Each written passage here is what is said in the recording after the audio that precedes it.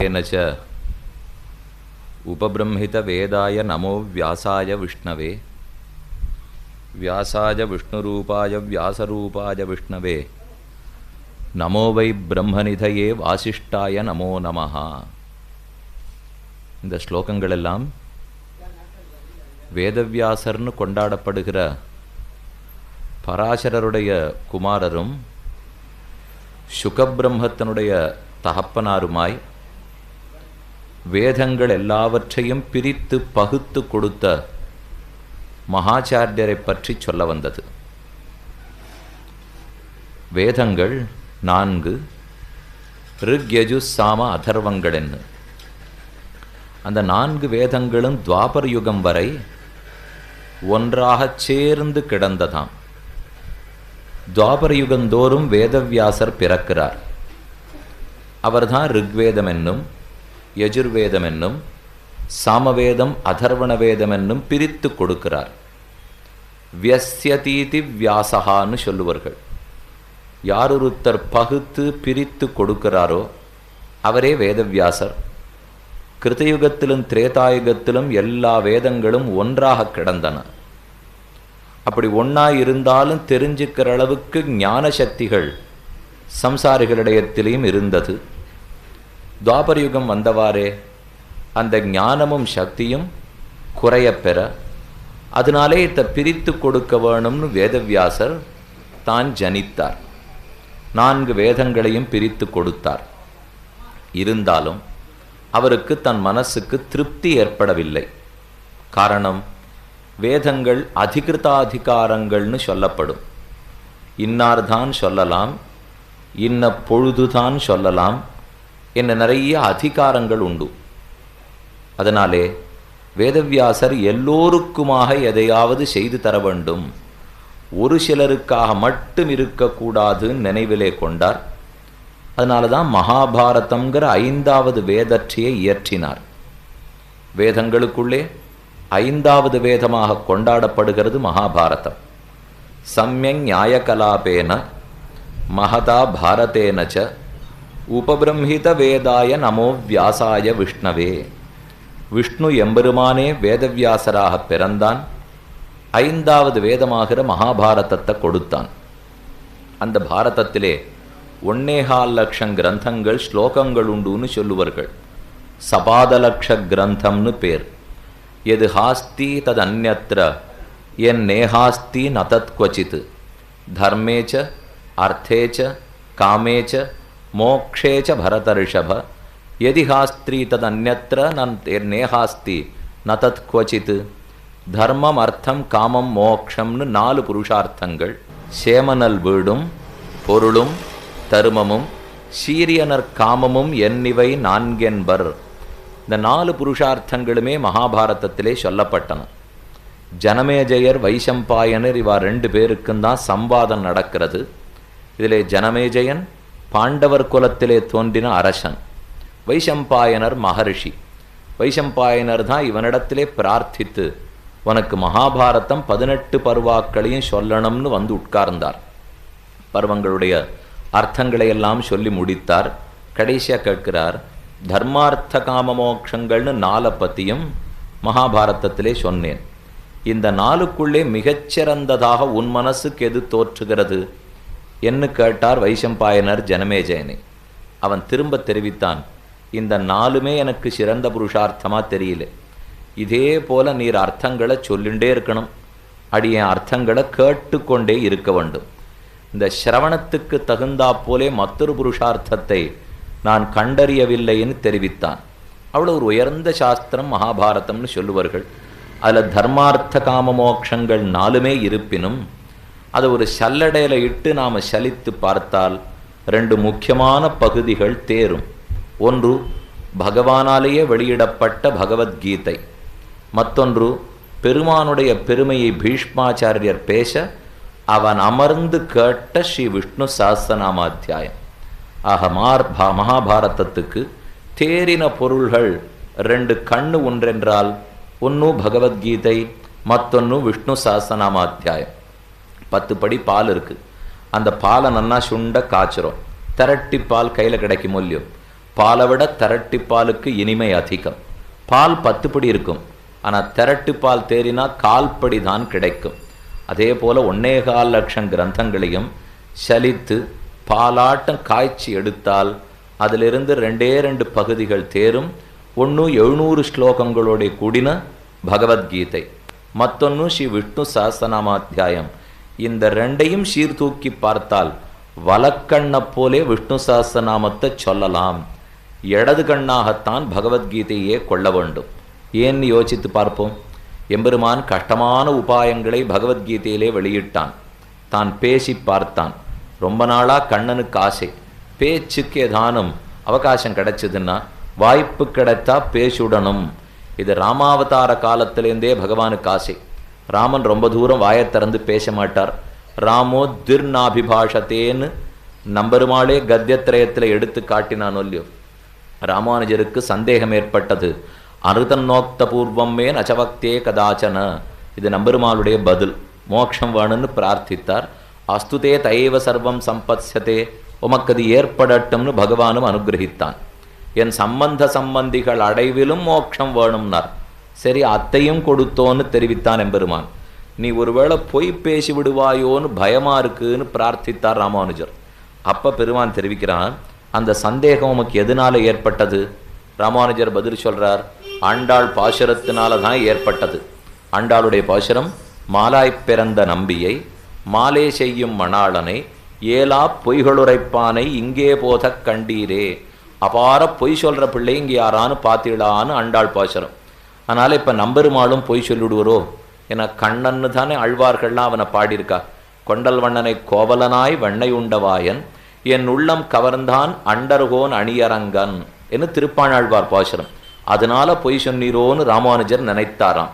பெருமாள் பதில் சொன்னான், நீர் சொன்னது வாஸ்தவந்தான், ஆனால் கண்ணன்னு திருப்பாணாழ்வார் பாடினது மூலவரை. பின்னாடி சயனிச்சுருக்காரே பெருமாள், அவர் தான் கண்ணன்னு நம்முடைய சம்பிரதாயம். ராமன் தான் உற்சவமூர்த்தி. நம்பெருமாள்னு சொல்கிறோம். சம்பிரதாயத்திலே பெருமாள்னு ராமனுக்கு பேர், நம்பெருமாள்னு ரங்கநாதனுக்கு திருநாமம். ராமன் ஒரு நாள் 2வது வார்த்தை பேச மாட்டார். நானும் பேச மாட்டேன், உமக்கு கொடுத்த மோட்சம் கொடுத்ததே என்று வலியுறுத்தி சொன்னானாம் எம்பெருமான். அதனால் ராமன் குறைச்சலாத்தான் பேசுவர், நிறைய வார்த்தைகளே பேச மாட்டார். அந்த ராமனுக்கு ஹனுமான் பேசினதை கேட்டுட்டு பேசணுங்கிற ஆசையே வந்துடுத்தான். நான்ருக்வேத வினீதஸ்ய நாயுஜுர்வேத தாரிணா நாசாமவேத விதுஷா சக்கியமேவம் பிரபாஷித்தும். ஹனுமான் வந்து தன்னை அறிமுகப்படுத்தி கொண்டு ராமலக்ஷ்மணர்கள் 6ன்னு தெரிஞ்சுன்னு போகிறதுக்கு வந்தாரோ இல்லையோ, அப்போ ஒரு 1/4 மணி 1/2 மணி பேசியிருப்பார் போல் இருக்கு. அந்த பேச்சின் அழகை கேட்டதுலேருந்து ராமன் திருவுள்ளத்தில் ஆசை, நமக்கும் வாய்ப்பு கிடைத்தா பேசணும்னுட்டு.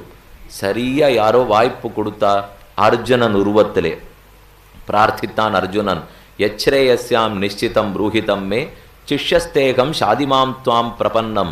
நல்லது எதுவோ, எனக்கு எது ஸ்ரேயஸ்கரமோ அதை சொல்லுன்னு அர்ஜுனன் பிரார்த்திக்க, கண்ணனும் 700 ஸ்லோகங்களையும் சொல்லிட்டான். ஆசை தீர்ந்திருக்கணும் இல்லையா? சொல்லணும்னு ராமாவதார காலத்திலே அந்த ஆசை சொல்லி முடிச்சாச்சு சாஸ்திரத்தை.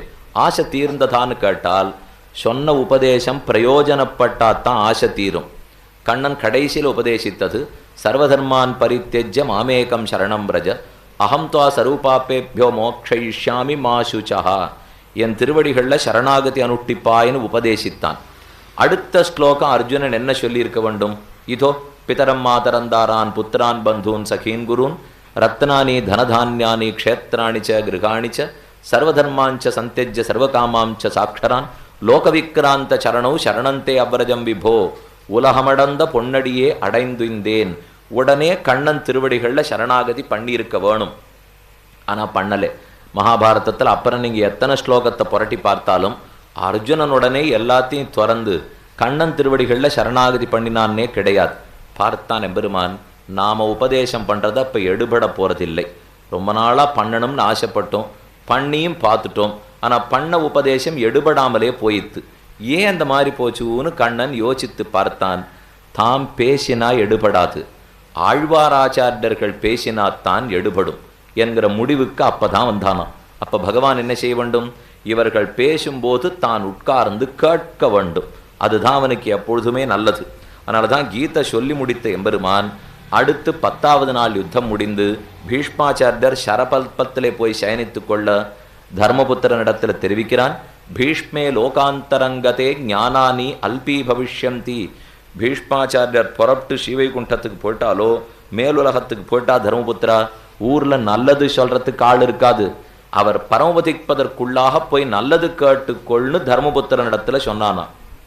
யுதிஷ்டிரனுக்கு ஆசை, கண்ணனே இருக்காரே நமக்கு நல்லது சொல்கிறதுக்கு, எதுக்கு ஒரு மனுஷன் பீஷ்மரை போய் பேக்கணும், தெய்வமே கீழே வந்து பிறந்திருக்கிறச்சே அவரிடத்திலேயே கேட்டுடலாமே, ஏன் பீஷ்மரிடத்தில் கேட்கணும்னு நினைத்தார் தர்மபுத்திரர். கண்ணன் உடனே சமாதானம் தெரிவிக்கிறான், நான் பேசினா எடுபடாதுன்னு ஏற்கனவே தெரிஞ்சுனுட்டேன், ஒரு கீதை சொன்னதே போரும், இனிமே பெரியோர்கள் பேசுறத உட்கார்ந்து கேட்க போறேனே தவிர ஒரு நாளும் நாம் பேசுறதாக இல்லை. ஆக கண்ணன் தானே பேசினது பகவத்கீதை, மற்றொரு ஆச்சாரியன் சொன்னதை தான் கேட்டது ஸ்ரீ விஷ்ணு சஹஸ்ரநாம அத்தியாயம். பேசுறதை காட்டிலும் சொல்றத்திலே, அதாவது சொல்றதை காட்டிலும் கேட்கறதுல ஒரு தனி இன்பம் உண்டு. மற்ற எந்த கஷ்டம் இருக்கோ இல்லையோ, பேசணும்னா மூடி இருக்கிற வாயை தறக்கவானும் தறக்கணும். கேட்கறதுக்கு காதுகள் தரந்தே பகவான் படைச்சிருக்காரோ இல்லையோ, மூடி இருக்கிற காதை திறக்க வேண்டிய குழவை கூட கிடையாது. அதனால தான் கண்ணன் அமர்ந்து கேட்டான்னு சொல்லுவார்கள். நம்மாழ்வாருடைய பாசுரம், இன்பம் பயக்க எழில் மலர் மாதரும் தானும் இவ்வேழுலக இன்பம் பயக்க. ஆழ்வார் ஒரு பாசுரமா திருவாய்மொழியை பாடுறாராம். அப்ப பெருமானும் பிராட்டியுமாக சேர்ந்து ஆனந்தமா திருவாய்மொழியை கேட்டான்னு சரித்திரம். இதனாலேன்னா ஸ்ரீ ராமாயணத்தையும் ராமன் கேட்டான். மிதிலச் செல்வி உலகுய்ய திருவயிறு வாய்த்த மக்கள் செம்பவளத் திரள்வாய் தன் சரிதை கேட்டான்னு பாசுரம். ஸ்ரீராமாயணத்தை ராமன் கேட்டதும் மெய், விஷ்ணு சஹஸ்ரநாம அத்தியாயத்தை கண்ணன் கேட்டதும் மெய். ஆனால் இந்த ரெண்டை காட்டிலும் திருவாய்மொழிக்கு ஒரு ஏற்றம் உண்டு. அது அழகா பூர்வர்கள் சாதிக்கிறார்கள். ராமனோ கண்ணனோ தன் வைபவத்தை கேட்டது தனிக்கேள்வி. தனிக்கேள்வி என்னால் பெரிய பிராட்டியார் இல்லாம கேட்டது தானே ராமனும், ருக்மிணி பிராட்டி இல்லாமல் கேட்டது தானே கண்ணனும். ஆனால் ஆழ்வார் தன் பாசுரத்தில் சாதிக்கிறார், இன்பம் பயக்க எழில் மலர் மாதரும் தானும் இவ்வேழுலக இன்பம் பயக்க.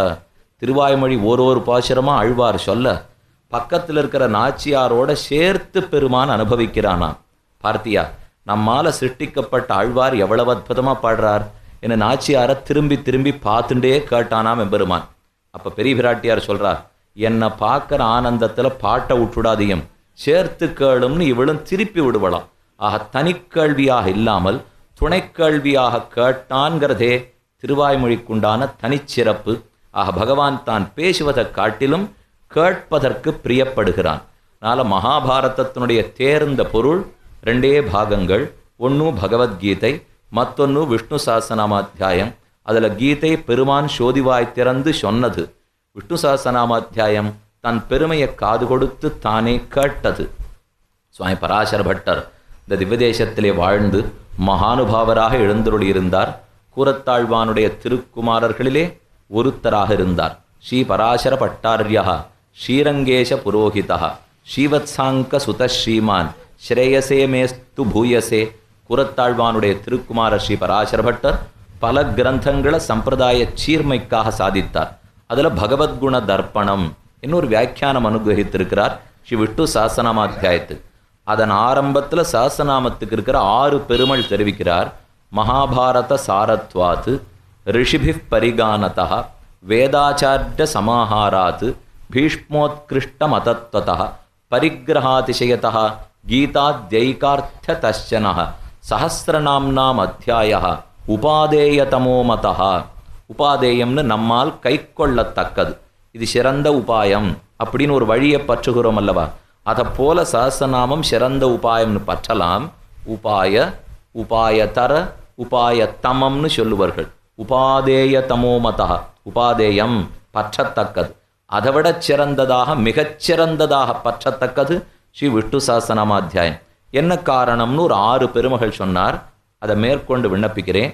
அதுக்கு மேலே 7வது பெருமை சொன்னது முக்கியம். இந்த 6 வைபவங்கள் போராதுன்னு கண்ணனே அமர்ந்து கேட்டது 7வது வைபவம்னு சாதித்தார். ஆக சொன்னதை காட்டிலும் கேட்டது இனிக்கிறது இல்லையோ. என்னதான் பகவான் பேசினாலும் அது தத்துவோபதேசமாக இருக்கும், தத்துவ தரிசி வச்சனமாகாது. தத்துவோபதேசம்னா தத்துவம் பகவானே வந்து பிறந்து பேசுதல். தத்துவ தரிசிகள்னா பகவானை மெஞ்ஞானத்தோடே உணர்ந்தவர்கள் பேசுதல். ஆழ்வாராச்சாரியர்கள்லாம் தத்துவதரிசிகள், பகவானோ தத்துவம். அவர் பேசினா லோகத்தில் எடுபடாதாம். இதைத்தான் திருக்குறுங்குடி நம்பியினிடத்தில் ராமானுஜரை எடுத்து காட்டினார். எல்லா பெருமாளுக்கும் விஷ்ணுன்னு பேருண்டு, வைஷ்ணவன்கிற பேர் கிடைக்காது. ஆனால் திருக்குறுங்குடி நம்பிக்கு மட்டும்தான் சம்பிரதாயத்தில் வைஷ்ணவ நம்பின்னு பேர் சொல்லுவார்கள். காரணம், ராமானுஜ சம்பந்தம் பெத்த பெருமாள் என்ன அவரைத்தான் கொண்டாட வேண்டும். எங்கனேயோ அன்னமீர்காள் என்ன முனிவது நீர், நங்கள் கோல திருக்குறுங்குடி நம்பியனான் கண்டபின், சங்கினோடும் நேமியோடும் தாமரை கண்களோடும் செங்கனிவாய் ஒன்னினோடும் செல்கின்னது என் நெஞ்சமே என்று திருக்குறுங்குடிக்கு நம்மாழ்வாருடைய மங்களாசாசனம். திருக்குறுங்குடி நம்பியே நம்மாழ்வாராக அவதரித்தான்கிறது சம்பிரதாயத்திலே பிரசித்தமான ஐதிஹ்யமும் கூட. அந்த ராமானுஜர் திருக்குறுங்குடி நம்பிய மங்களாசாசனம் பண்ண போனார். சேவிச்சு முடிச்சுட்டார். விடை பெற்று கொண்டு வெளியே புறப்பட போகிறார். அப்போ நம்பி கேட்டானா, நீர் போய் பிறந்தா மட்டும் ஜகத்தை திருத்தி விடுறீர், நான் எத்தனை பிறந்தாலும் ஆறுமே ஞானம் பெற்று திருத்த மாட்டேங்கிறா, ஏதோ ரகசியம் வச்சுருக்கீர், மர்ம பொடி வச்சுருக்காப்புல இருக்கு, அது என்னன்னு சொல்லும்னு பெருமான் கேட்டான். மண்மிசை யோனிகள் தோறும் பிறந்து எங்கள் மாதவனே கண்ணுற நிற்கிலும் காணகில்லா உலகோர்களெல்லாம் அண்ணலி ராமானுஜன் வந்து தோன்றிய அப்பொழுதே நன்னறிஞானன் தலை கொண்டு நாரணர்காயினரே. மண்மிசை யோனிகள் தோறும் பிறந்து எத்தனையோ அவதாரங்களும் பெருமானும் பண்ணி பார்க்கிறான். எங்கள் மாதவனே கண்ணுற நிற்கிலும், மாதவன் நம் முன்னாடி வந்து தான் காட்டினாலும் காணகில்லா உலகோர்களெல்லாம் ஒத்தரும் பகவானை இன்னான்னு தெரிஞ்சிக்கவே இல்லையா. ஆனால் ராமானுஜர் வந்து ஸ்ரீபெரும்புதூரிலே புண்ணியாம்போஜ விகாசாயன் அவதரித்தார். சித்திரையில் செய்ய திருவாதிரைங்கிற நன்னாள். அது பிறந்தது தாமதம். நன்னரு ஞானன் தலை கொண்டு நாரணர்காயிரனே. எல்லாரும் நாராயண பரத்வத்தை தெரிஞ்சுண்டு பகவான் ஓடி வந்துட்டாளாம். இதுதான் ஏன்னு இப்போ திருக்குறுங்குடி நம்பிக்கை புரியலை. ராமானுஜரை கேட்க சுவாமி அழகா வேடிக்கையாக சமாதானம் சொன்னார். நீ பாட்டுக்கு மேலே இவ்வளவு பெரியவனா நின்றுண்டு என்னை கீழே உட்காத்தி வச்சு கேள்வி கேட்டா, எனக்கு ஆச்சாரிய ஸ்தானத்தை கொடுத்தாத்தானே உனக்கு உபதேசம் பண்ண முடியும். நீ சிஷ்யனா நிற்கிற இடத்துல நெல்லு, எனக்கு ஆச்சாரியனா முதல்ல பீഠத்தை கொடு, அப்போதான் நான் உனக்கு உபதேசம் பண்ணுவேன்னு சொன்னாராம். ஒரு பீഠத்தை கொண்டு வந்து சேர்த்தான் எம்பெருமான். இன்னைக்கும் திருக்குறுங்குடி நம்பி கர்ப்ப கிரகத்துக்குள்ளே பெருமானுக்கு வலது பார்শ্বத்தில் அந்த பீடம் இன்னைக்கும் எழுந்தருள் இருக்கிறது. அங்கதான் ராமானுஜர் தான் எழுந்தருளிருந்து உபதேசிக்க போகிறார். கையை கட்டி கொண்டு மடி ஒதுக்கி வாய் புதைத்து பெருமான் நின்று கேட்டான், என்ன மர்மம் வச்சுருக்கீர்னு. சிரிச்சுட்டே சொன்னார் சுவாமி, ஒன்றும் பெரிய மர்மம் இல்லை, நீ பிறந்து நெஞ்ச நிமிர்த்திண்டு நான் தான் பரதெய்வம்னு சொல்கிறேன். யாருமே நான் பெரியவன்னு சொன்னால் ஏற்றுக்க மாட்டா, அவன் பெரியவன்னு சொன்னா தான் ஏற்றுப்பா. அதை நான் தான் சொல்ல முடியும். நீ பிறந்த இன்னூத்தம் பெரியவன்னு சொல்ல முடியாது இல்லையோ. பகவான் பிறந்தா தான் பெரியவன்னு சொல்லிக்க முடியும். மத்த ஸ்மிருதிஜானம் அபோகனஞ்ச ஓத்தொத்தன் ஹிருதயத்துக்குள்ளே இருக்கிறேன். மத்த பரதரன் நான்னது கிஞ்சிதஸ்தி தனஞ்சய, என்னை காட்டில் நிகராததோ மேம்பட்டதோ இல்லைன்னு கண்ணன் தெரிவித்தான். அவர் பிறந்து உண்மையைத்தான் பேச முடியும். உண்மை அவனே பரதெய்வங்கிறது. ஆனால் ராமானுஜர் பிறந்தால் அவன் பெரியவன்னு சொல்லி கொடுக்கிறாரோ இல்லையோ. நான் துவயார்த்தத்தை உபதேசித்தேன், திருமந்திரன் சரம ஸ்லோகத்தை உபதேசித்தேன், அதை கொண்டு எல்லா சம்சாரிகளும் மோட்சம் பெறுவர்கள், உன் பெருமையும் தெரிந்து கொள்ளுவர்கள் என்னை அன்னைக்கு சொல்லி கொடுத்தார் ராமானுஜர். அதிலிருந்து நாம் தெரிந்து கொள்ள வேண்டியது என்ன? பெருமானே பிறந்து பேசுவதை காட்டிலும் தத்துவதரிசிகளான அவன் அடியார்கள் எத்தை நமக்கு உபதேசமாக எது ஆப்த வாக்கியமாக கொடுத்திருக்கிறார்களோ அதை கண்டிப்பாக பின்பற்ற வேண்டும். அதில் சிறந்த ஒரு வாக்கியம்தான் ஸ்ரீ விஷ்ணு சஹஸ்ரநாமாத்தியாயம். ஆக பகவான் சோதிவாய் திறந்து உரைத்த அவனே சொன்ன பகவத்கீதையை காட்டிலும் சஹஸ்ரநாமாத்தியாயத்துக்கு தனிச்சிறப்பு தான். சஹஸ்ரநாமம்னு சொல்லுகிறோம். அப்போ பெருமானுக்கு ஒரு 1000 திருநாமங்களாங்கிற கேள்வி வரும். 1000 அல்ல, 1000 திருநாமங்கள் பெருமானுக்குண்டு. நேத்தே ஒரு பாசுரத்தில் பார்த்தோம், மாமாயன் மாதவன் வைகுந்தன் என்னென்னு நாமம் பலபரவி, ஆண்டாளுடைய பாசுரம். உடனே இங்கே வியாக்கியாதா தெரிவிக்கிறார், மாமாயனன்னு தொடங்கி ஓர் 1000 பாடினோம், மாதவனன்னு தொடங்கி ஓர் 1000 பாடினோம், வைகுந்தனன்னு தொடங்கி ஓர் 1000 பாடினோம். அப்படின்னா என்ன பொருள் படுறது? வைகுந்தன்னு தொடங்கி 1000 பாடினா பரத்த சூச்சகமான 1000ன்னு அர்த்தம். மாமாயன்னு தொடங்கி 1000 பாடினா சௌலபிய சூச்சகமான 1000ன்னு அர்த்தம். மாதவன்னு தொடங்கி 1000 பாடினால் ஸ்ரீயப்பதித்வ சூச்சகமான 1000ன்னு அர்த்தம். ஆக பெருமானுடைய ஓரொரு குணத்தை சொல்றதுக்கு 1000 திருநாமங்கள் உண்டாம். நாம் ஏதோ மொத்தம் 1000ன்னு நினைத்து மயங்க வேண்டாம். எத்தனையோ 1000 திருநாமங்கள். அதில் ஒரு 1000 எடுத்து நமக்குன்னு பீஷ்மாச்சாரியர் கோர்த்து கொடுத்தது தான் ஸ்ரீ விஷ்ணு சஹஸ்ரநாமாத்தியாயம். தேவோ நாம சஹஸ்திரவான் என்று சொல்லுவார்கள். பெருமானுக்குண்டானது 1000 திருநாமங்கள். பேர் 1000 கொண்டதோர் பீடுடையன். ஆழ்வார் பாசுரத்தில் சாதித்தார். என்னத்துக்காக 1000 நாமங்கள்? ரங்கநாதான்னு ஒரு திருநாமம் இருந்தா போறாதா? நாராயணான்னு ஒரு நாமம் இருந்தா போறாதா? நிறைய இருந்தா கத்துக்க வேண்டியிருக்கோம் இல்லையோ? நமக்கு சாதாரணமாக எப்பவுமே ஒரு கஷ்டம். அது என்னத்துக்கு 4000 பாசுரம்? ஒரு திருப்பல்லாண்டு திருப்பாவை மட்டும் இருந்திருந்தா சுலபமாக சந்த சொல்லி முடிச்சிருப்போம். என்னத்துக்கு இத்தனை சாக்கைகளோட வேதங்கள்? சின்னதாக இருந்தால் முடிச்சிருப்போமேன்னு தோணும். பெருமானுக்கு இத்தனை கல்யாண குணங்கள் உண்டோ அத்தனை திருநாமங்களும் உண்டு. யானி நாமானி கௌணானி விக்யாத்தானி மகாத்மனஹா. லோகத்தில் ரொம்ப பிரசித்தமான திருநாமங்கள் பல. எதற்காக? ஓரொரு குணத்தை குறிப்பதற்காக ஓரொரு திருநாமங்கள். ஓரொரு சேட்டித்தத்தை சொல்ல திருநாமம். மேலும் லோகத்தில் எல்லாருக்கும் ருச்சி ஒரே மாதிரி இருக்காது. லோகோ பின்ன ருச்சிகின்னு சொல்லுவார்கள். எனக்கு பிடிச்சது இன்னொருத்தருக்கு பிடிக்கணுங்கிற தேவையில்லை. அவருக்கு பிடிச்சது எனக்கு பிடிக்க வேண்டாம். நேத்திக்கு எனக்கு பிடிச்சது 10 வருஷம் கழிச்சு பிடிச்சிக்கணுங்கிற தேவையில்லை. வடதேசத்தில் பிடிச்சது தென் தேசத்தில் பிடிக்கணுங்கிற தேவையில்லை. ஆனால் எல்லாருக்குமா பெருமான் சேவை சாதிக்கணும் இல்லையோ? ஒருத்தருக்கு மட்டும் அவர் நின்னுட முடியாது. வித்வான்களுக்கு மட்டுமா ரங்கநாதர் சேவை சாதிக்கிறார்? அவித்வான்கள் பாமரனுக்கு மட்டுமா சேவை சாதிக்கிறார்? பணக்காரனுக்கும் ஏழைக்கும் எல்லாருக்குமா சேவை சாதிக்கிறார் இல்லையோ? அதே போல அவனுக்கு இருக்கிற குணங்களை பல பேருக்காக காட்ட வேண்டிய நிர்பந்தம் எம்பெருமானுக்கு. அவரவர்களுக்கு ஒன்னொன்னு பிடிச்சிருக்கும். சில பேருக்கு ராமன்னா பிடிக்கும், சில பேருக்கு நரசிம்மன்னா பிடிக்கும், சில பேருக்கு கண்ணன்னா பிடிக்கும். அவரவர்களுக்கு தகுந்தா போலே தன்னை அமைத்து கொள்ள வேணும் ஒல்லி எம்பெருமான். கீதையிலே கண்ணனே சாதிக்கிறான். ஏ யதாமாம் பிரபத்யந்தே தாம் ததைவ பஜாமியகம். யாரார் எப்பப்படி என்னை சேவிக்கணும்னு ஆசைப்படுறாளோ அப்படியெல்லாம் சேவை சாதிக்கிறேன். அவன் இவன் என்ன கூழேன்மின் நெஞ்சினால் நினைப்பானவன் அவனாகும் நீழ்கடல் வண்ணனே. ஆழ்வாருடைய பாசுரம். நாம எப்படி நினைக்கிறோமோ அப்படி சேவை சாதிக்கிறான். அப்ப அத்தனை உருவத்துக்கு அத்தனை பேர் வேணும் இல்லையோ? நாம மாத்தி மாத்தி நினைச்சிட போறோம். புரியறதுக்காக சொல்றேன். ஸ்ரீ ஜெயந்தி கிருஷ்ண ஜெயந்தி கொண்டாடுறோம். எத்தனை பக்ஷணம் பண்றோம். பெருமானுக்கு வேண்டியதெல்லாம் அட்டுக்குவிசோத்து பருப்பதம்னு ஒரு நாள் பெரிய கோவர்தன கிரிதாரியாக நிறைய உண்டு முடித்தான் எம்பெருமான். ஆழ்வாரே தன்னுடைய பாசுரத்தில் சாதித்தார். நான் அப்பங்கலந்த சிற்றுண்டி அக்காரம் பாலில் கலந்து சொப்பட நான் சுட்டு வைத்தேன்னு பாசுரம். இத்தனை திருப்பண்ணியாரங்களையும் பண்ணி பண்ணி பெருமாளுக்கு சமர்ப்பிக்கிறோம். அன்னைக்கு போட்டி வந்துடும். இவள் வீட்டில் 20 பண்ணா, அவாத்தில் 26 பண்ணா, இந்த கிரகத்தில் 28 பண்ணான்னு எல்லாம் கடைசியிலே அடிப்படை ஒரு மாவு, ரவை, நெய், சர்க்கரை இந்த 4 சேர்த்துச்சான் எந்த தின்பண்டமும் பண்ண போகிறோம். ஆனால் அதுவே எல்லாருக்கும் பிடிக்கும்னு சொல்ல முடியாது. ஒத்தொத்தருக்கு ஒன்னொன்று பிடிச்சிருக்கோம் இல்லையோ? அதே போலத்தான் எம்பெருமான் எல்லாருக்கும் ஆசையை தீர்க்கணுங்கிறதுக்காக இத்தனை குணங்களோட இத்தனை உருவங்களோட திருநாமங்களோட சேவை சாதிக்கிறான். அந்த 1000 திருநாமங்கள்ங்கிறதை ஆழ்வார்கள் பல இடத்துல எடுத்து காட்டியிருக்கா. திருமங்கி ஆழ்வாருடைய ஒரு பாசுரம். தாராளன், தன் அரங்கவாளன், பூமேல் தனியாளன், முனியாளர் ஏத்தனின்ன பேராளன், 1000 பேர் உடையவாளன், பின்னைக்கு மணவாளன், பெரும கேட்பீர். இந்த பாசுரத்துக்குள்ள பஞ்ச பிரகாரத்திலையும் சொல்றார் திருமங்கி ஆழ்வார்.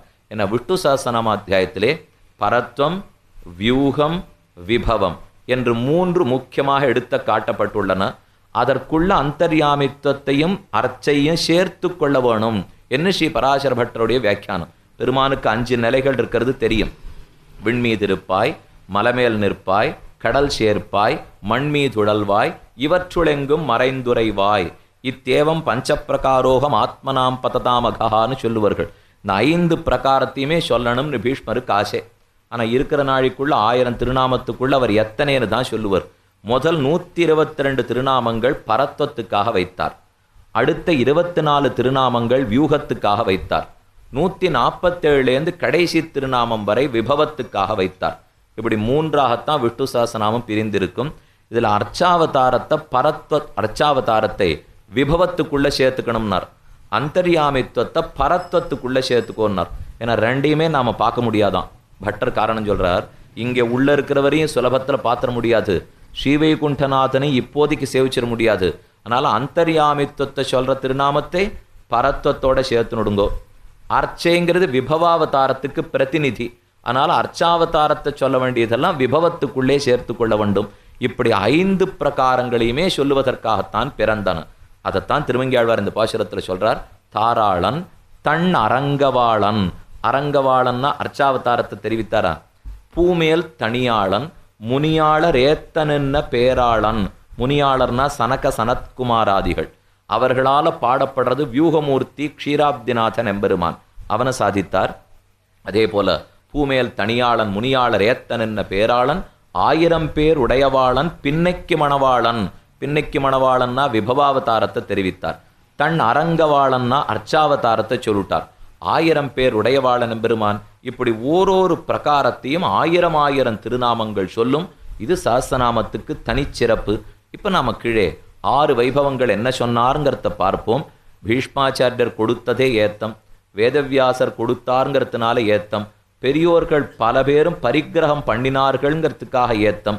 இப்படி பல வைபவங்கள் இருக்கிறபடியால் நமக்குன்னு பெரியோர்கள் விட்டு சென்ற சொத்தை அவசியம் நாம் அனுபவத்திலே கொள்ள வேண்டும்.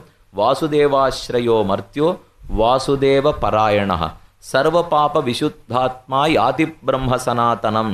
இதில் அனிஷ்ட நிவர்த்தி இஷ்டப்பிராப்தி ரெண்டுமே இருக்கும். சர்வ பாப விசுத்தாத்மா எல்லா பாபங்களையும் கழித்து விடுகிறான், சுத்தனாகிறான். யாதி பிரம்ம சனாதனம், பிரம்ம சனாதனமாக பிரம்மலோக பிராப்தியேவன் அடைகிறான். ஆரித்தை அடைவன் யார் திருநாமங்களை சொல்லுகிறார்களோ அவர்கள் அடைவர்கள். அது ஆழ்வார் ரொம்ப அழகா ஒரு பாசுரத்தில் தெரிவித்தார். அவ்வளவு சுலபத்தில் சம்சார சுகதுக்கங்களை கழிச்சு கொடுத்துருமானுட்டு. முதலாழ்வார்கள்லேயே பாசுரத்தையும் பார்க்கலாம், நம்மாழ்வாருடைய பாசுரத்திலையும் பார்க்கலாம். நீளரவை சுற்றி கடைந்தான் பேர் அன்றே தொல்நரகை பற்றி கடத்தும் படை. இது முதலாழ்வார்களுடைய பாசுரம். நீளரவு வாசுகி என்ன நீண்ட பாம்பு. அதை யார் மந்தர பர்வத்தத்துக்கு கயிறாக போட்டு க்ஷீராப்தியை கடைந்தானோ நீளரவை சுற்றி கடைந்தான் பேர் அந்த எம்பெருமானுடைய திருநாமமே தொல் நரகை பற்றி கடத்தும் படை. தொல் நரகம்ங்கிறது பன்னெடுங்காலமாக நாம் இருக்கிற சம்சாரம். நரகம்னு ஆழ்வார் பாசுரத்தில் வந்ததுனாலும் நேர நரக்கம்னு அர்த்தம் வச்சுக்க வேண்டிய தேவையில்லை. சம்சாரத்தையே ஆழ்வார்கள் நரக்கம்னு பாடுவார்கள். நம்மாழ்வாருக்கு மோட்சம் கொடுக்க பெருமான் அழைச்சின்னு போறார். அர்ச்சிராதி மார்க்கத்தில் ஆழ்வார் புறப்பட வேண்டும். ஆழ்வார் நெஞ்சு ஆழ்வாரை விட வேகமாக முன்னாடி போடுமா. முந்துத்த நெஞ்சேன்னு ஆழ்வாருடைய பாசுரம். கிளம்புறப்போ நெஞ்சை பிடிச்சு தடுத்தார். அவசரப்பட்டு மேலே போயிடாதே, நரகத்தை நகு நெஞ்சே, நன்னா ஒரு தடவை இந்த சம்சாரத்தை பார்த்து சிரிச்சுட்டு போ அப்படின்னு பாடுறார் ஆழ்வார். இது படுத்தின பாட்டுக்கு இப்போ இனிமே நீ படுத்த முடியாது இல்லையா அப்படின்னு கேலி தோத்த சிரித்து விட்டு போக வேண்டுமாம். அங்கே நரகத்தை நகு நெஞ்சேன்னா யமபட்னமான நரகத்தை பற்றின பேச்சல்ல, நாம் இருக்கிற சம்சாரத்தை பற்றியே தான் நரகம்னு தெரிவித்தார். அதனால் இந்த சம்சாரமான சுகதுக்கங்கள் எல்லாம் கழிந்து போவதற்கு வழி தொல் நரகை பற்றி கிடந்தான் படை. இந்த தொல் நரகத்தை கழிப்பதற்கு பெருமானுடைய பேர் தான் நமக்கு ஒரே உபாயம்னு ஆழ்வார் சாதித்தார். வேதங்கள் எல்லாவற்றிலும் திரண்ட பொருள் அழகான மாதவனுடைய திருநாமம். மாதவன் பேர் சொல்லுவதே ஓத்தின் சுருக்குன்னு சொல்லுவார்கள். ஓத்து என்பது வேதம். வேதத்தினுடைய சுருக்கமே மாதவன்கிற திருநாமத்தை சொல்லுவது தானாம். மாதவன் என்னென்னு ஓதவல்லீரேல் தீதொன்னு மடையா ஏதம் ஷாராவே. மாதவன் ஒரு தடவை சொல்ல தெரிஞ்சுனுட்டீள்னா தீதொன்று மடையா ஏதம் ஷாராவே, பாபங்கள் கிட்டக்கே சேராதுன்னு ஆழ்வார் பாசுரம். இந்த திருநாம சங்கீர்த்தனம்ங்கிறது போற உயிரை கூட திரும்ப கூட்டின்னு வந்துடும் போல் இருக்கு. சஹஸ்ரநாமாத்தியாயத்தினுடைய கடைசியில் என்ன தெரிவித்தார்? ஸ்ரீ ராம ராம ராமேதி ரமே ராமே மனோரமே சஹஸ்ரநாம தத்துல்யம் ராமநாம வரானனே. 1000 திருநாமங்களுக்கும் துல்லியம் ஒரே நாமம் ராமநாமம்னு சொன்னார். அப்படி பார்க்கலாமா? நாராயண நாமம் தானே எல்லாத்த விட உயர்த்தியா இருக்கணும். நாராயணாய வித்மஹே வாசுதேவாய தீமகி தன்னோ விஷ்ணு பிரச்சோதயாத்துங்கிற மந்திரத்திலே முதல்ல சொல்லப்பட்டது நாராயண நாமம். எல்லார காட்டிலும் முழுமுதற் கடவுள் நாராயணம். அந்த திருநாமத்தை சொல்லாமல் ஏன் ராமநாமத்தை சொல்லியிருக்கார்? எத்தனையோ அர்த்தங்கள்லாம் பெரியவர்கள் சாதித்தார்கள். அது ஒரு முக்கியமான காரணத்தை பார்த்தா ஆரம்பத்தில் பீஷ்மாச்சாரியர் என்ன சொன்னார்? ஸ்துவன் நாமசஹஸ்ரேண புருஷ சததோத்திதா. நாமசஹஸ்திரத்தை ஸ்தோத்திரம் பண்ணி இந்த ஜீவாத்மா தன்னை தானே உயர்த்தி கொள்ளுகிறான். உயர்த்தி மோட்ச பர்யந்தம் பெருமான் அழைச்சின்னு போடுறாரு இல்லையோ. ஆக புருஷன் தன்னை உயர்த்தி கொள்ள மோட்சத்திலே செலுத்தப்பட நாமசஹஸ்திரத்தை சொல்ல வேணும். இந்த ஆரம்பத்தில் பீஷ்மனுடைய பிரதிஜை. இப்போ கடைசியில் பார்வதி தேவி கேட்கிறாள், கேனோபாயேன லகுனா விஷ்ணோர் நாமசஹஸ்திரகம் பட்யதே பண்டிதைர் நித்தியம் ஸ்ரோதிம் இச்சாமியகம் பிரபோ. சுலபமாக ஏதானு சொல்லி முடிக்கிறதுக்கு வழி உண்டா? 20 நிமிஷம் 25 நிமிஷமான சஹஸ்ரநாமம் சொல்ல ஆகும்.